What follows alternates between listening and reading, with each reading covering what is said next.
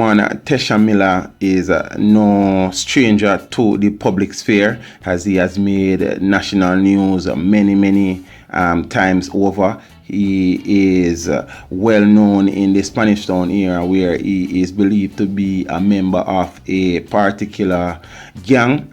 He, however, sat down with a reporter from the Gleaner, and he would have stated a lot of things, and he is saying that he has no association or involvement in any gangs.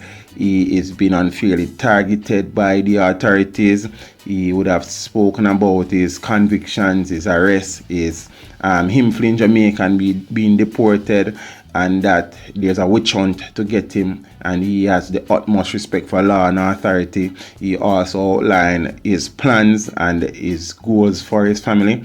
We're seeing where he's saying that the only clan he's associated with is his family, and he has dispelled all involvement of him in the Clansman Gang. He's also stating that he has been running from lies and that many of the stories in the media are fictitious. There's also a detailed timeline of the past 12 years where he has been in conflict with the law but has not been convicted for any major crime. So this is a detailed outline of the interview. I have added nothing, I have removed nothing, because me know some people kind of get emotional and them emotions kind of dictate certain things.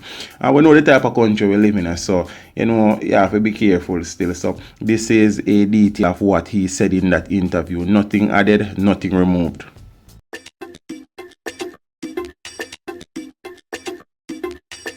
Family is my only clan, says Tesha Miller. Reputed gangster denies any involvement in Notorious Clansman Gang. He has been dubbed Jamaica's most infamous gang leader since Tivoli Gardens strongman Christopher Dudus Coke was extradited to the United States. But Tesha Miller is adamant that he is being falsely labeled. In an exclusive interview with the Sunday Gleaner, the alleged leader of one of Jamaica's most notorious criminal networks, the Clansman Gang, said he has been accused of and linked to crimes he knows nothing about, and that has led him to illegally seek safe haven overseas on 2 occasions. I want everyone to know that I am neither a gang member nor a gang leader, and I have no interest in leading any gang, Miller told our news team. I just want to be left alone, to live my life, to accomplish my goals and earn a livelihood, said Miller, who is a welder by trade and who has dabbled in music. I have no fear, I just want to be left alone, to be a law-abiding citizen. You ever watch a movie yet? And to be a productive member of society and a good father to my children. And Miller, who is featured in one of the most violent songs by incarcerated dancehall artist Vybz Kartel.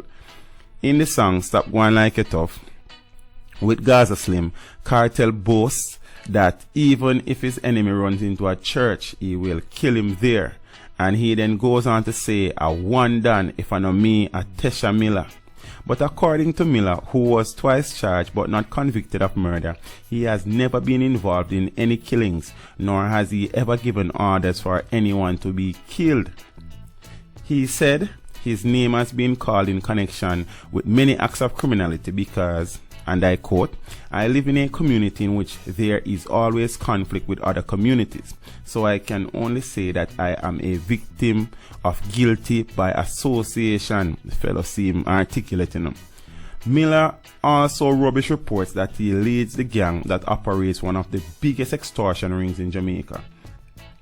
No one on the face of this earth can come up truthfully and say I have extorted $1 from them. It is alleged that Miller, who is 36, was the undisputed leader of the ruthless Clansman Gang, which has been linked to several shootings and a multi-million-dollar extortion ring that stretches from St. Catherine to Clarendon. In recent times, with Miller either in jail or overseas, the gang has split, with a deadly feud reportedly over who should be the big man. But Miller told our news team he has no interest in criminal activities or being part of any gangs, as he wants to be a role model for his children and other young people in his community. He said he is afraid of trouble and of being accused of crimes he did not commit, and that's why he fled from Jamaica on 2 occasions. I have personal experience of being framed for crimes I did not commit, said Miller, as he outlined the times he had to face the court and even spent time in prison. Respect for law and order, that the man said. He told our news team that he has the utmost respect for law and order and believes that persons should be punished if they are guilty of crimes, but persons should not be framed. A person does not have to see you to tell a lie on you. Lies can be told from a distance, and that is what I am running away from, added Miller. The alleged gang leader noted that between 2004 and 2005, he had 2 murder cases in the Home Circuit Court, which dragged on until 2008-2009 when Queen's Counsel Valerie Roberts and attorney at law Everton Bird pointed out the flaws, and he was freed because of insufficient evidence. It was a very nervous feeling because although I know in my heart that I was innocent, I did not know what was going to be my fate, said Miller.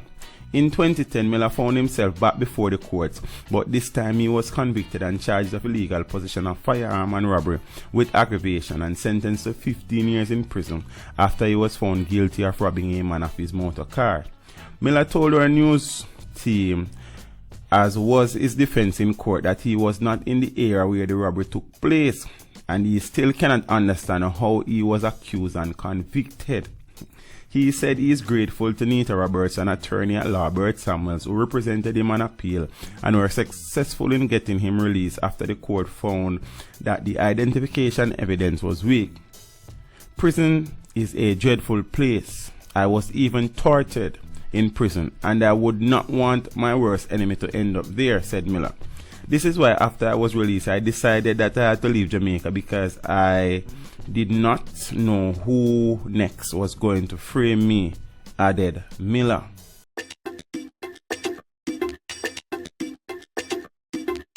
Tesha ran from lies, Miller says. Made up stories caused him to seek refuge abroad twice, with a series of deadly shootings in and around Spanish Town, St. Catherine in 2013 being linked to a rift in the Notorious Clansman Gang. Law enforcement officials set their sights on the reputed leader of the gang, Tesha Miller, who it was believed was facing a revolt by persons no longer willing to take orders from him. But Miller was nowhere to be found, and last week in an exclusive interview he told Sunday Gleaner that he left Jamaica for the United States of America in April 2013. 5 months later, he was arrested there and charged with illegal re-entry, having previously been deported, and for having an identification card in another person's name. Miller was convicted of the offense and sentenced to 2 years and 8 months in prison. He was subsequently deported in March 2016. Sibling killed. While Miller was in custody in the US, 2 of his brothers were shot and killed in 2015. That was less than 4 years after his 23-year-old sister Renee James was shot and killed while she was a passenger in a taxi in Spanish Town, St. Catherine in December 2011. As news spread that Miller was to be deported in 2016, fear gripped Spanish Town as it was rumored that he would be taking revenge for his brothers. While Miller kept a low profile after he returned, the bloodletting increased in Spanish Town, with police claiming it was a battle for control of the gang. After I came back from the United States, I heard of certain things, and so to keep out of trouble or for fear of being framed, I left in June 2016 for the Bahamas and was deported last month, said Miller, who was subsequently arrested and charged with traveling under a false name. He pleaded guilty and was found Jamaican $100 welding. Now Miller, who is a welder by profession, says he is looking forward to starting a welding business where he can teach other young men the trade and employ some of them. He also plans to continue in the music business, in which he has dabbled before. Between welding and music, I will be able to earn a decent living to support myself and my family, said Miller, who grew up in Spanish Town after being born in De La Vega City. My father and mother was always encouraging me to make something useful of my life, and that is exactly what I am doing. He said, as he recounted what he described as a happy childhood with his mother and grandmother taking him to church with them regularly.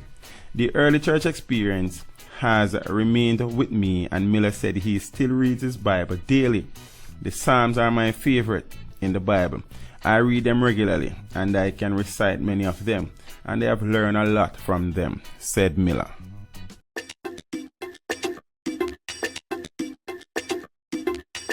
"12 years of conflict with the law but no convictions for any major crime." Weeks after the fatal shooting by the police of the man who has been identified as the leader of the Clansman Gang, Donovan Bulby Bennett, whispers came out of Spanish Town, St. Catherine, that the home base of the Notorious gang, that the man who would replace him would be a youngster by the name of Tesha Miller.